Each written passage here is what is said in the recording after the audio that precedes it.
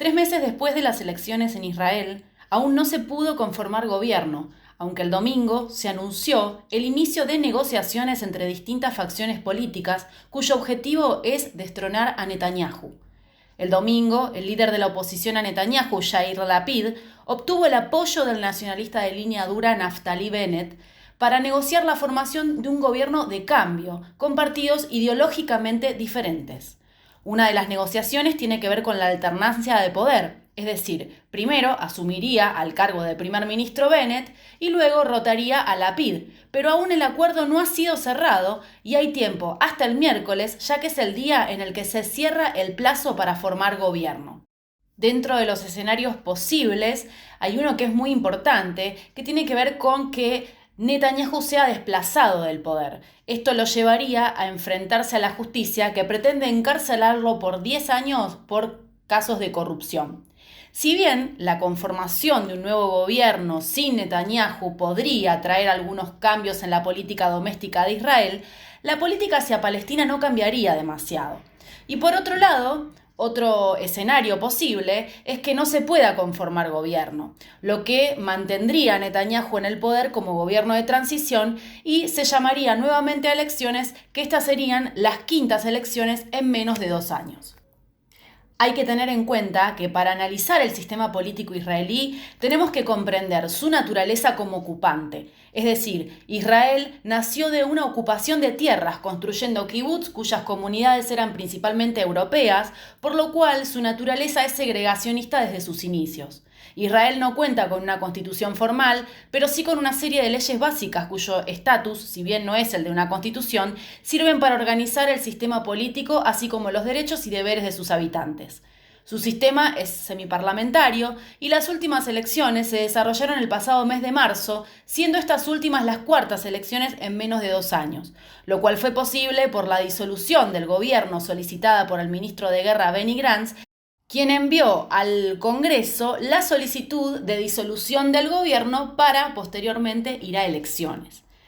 Benjamín Netanyahu, el actual primer ministro, mantuvo su poder durante los últimos 12 años, con el apoyo, por supuesto, de la administración de Donald Trump, con quien trabajó prácticamente en equipo para lograr algunos de los compromisos tomados para el mantenimiento del gobierno, que tardó más de 3 meses en conformarse, pero los desacuerdos en cómo llevarlos adelante fragmentaron aún más la estabilidad del mismo. Uno de los aspectos a tener en cuenta es que la sociedad israelí está profundamente fragmentada. Es decir, si bien el problema central es con los palestinos, que viven en condiciones infrahumanas, son perseguidos, constantemente asediados, al interior de la sociedad israelí la cuestión no es tan diferente, ya que existen grandes fragmentaciones entre diferentes ciudadanos, como es el caso de los judíos nacionalistas contra los ortodoxos, los judíos de color, los judíos árabes e incluso los judíos antisionistas. A todo esto se le suman también las organizaciones no gubernamentales, como es el caso de la organización israelí B'Tselem, que en enero de este año publicó un informe en inglés sobre el apartheid en Israel. Y estas fragmentaciones dentro de la misma sociedad profundizan la violencia. Esto explicaría que Netanyahu, a pesar de tener una imagen negativa, todavía mantiene el 40% de aceptación en la sociedad israelí. Incluso esta semana se difundió una encuesta realizada en un universo de 684 israelíes que arrojó que el 72% piensan que los bombardeos a Gaza deberían continuar. Es importante recordar que durante el mes de abril, Netanyahu mandó al ejército de ocupación a reprimir al barrio de Sheikh al-Jarrah y la mezquita de Al-Aqsa para incentivar a la resistencia palestina a que responda y de esta manera iniciar el bombardeo a Gaza. Esta acción le permitió continuar con el gobierno de transición mientras boicoteaba las negociaciones para la formación de gobierno. Pero lo llamativo de esto es que las coaliciones negociadoras no se opusieron a los bombardeos, sino que salieron a criticar a Netanyahu una vez que entendieron que la situación con la resistencia palestina ya no era lo que fue anteriormente.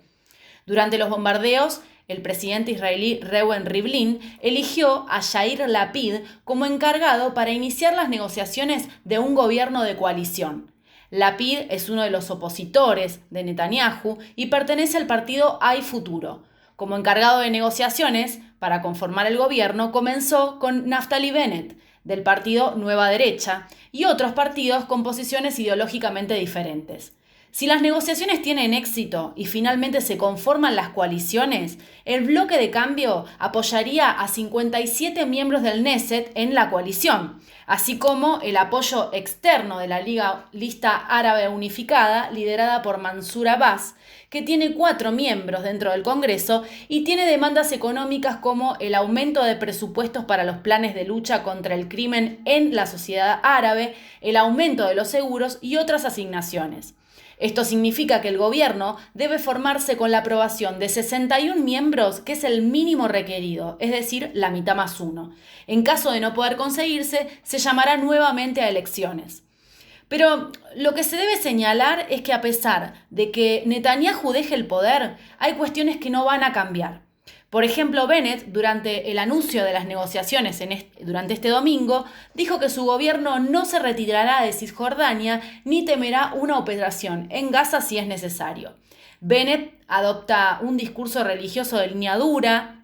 Formó parte del gobierno de Benjamín Netanyahu que colapsó en 2018 y desde el 2013 ocupó 5 carteras de gabinete, siendo la última la de seguridad. Lidera el partido de derecha pro asentamiento y busca anexionar partes de Cisjordania, además de tener una oposición mucho más dura hacia Irán.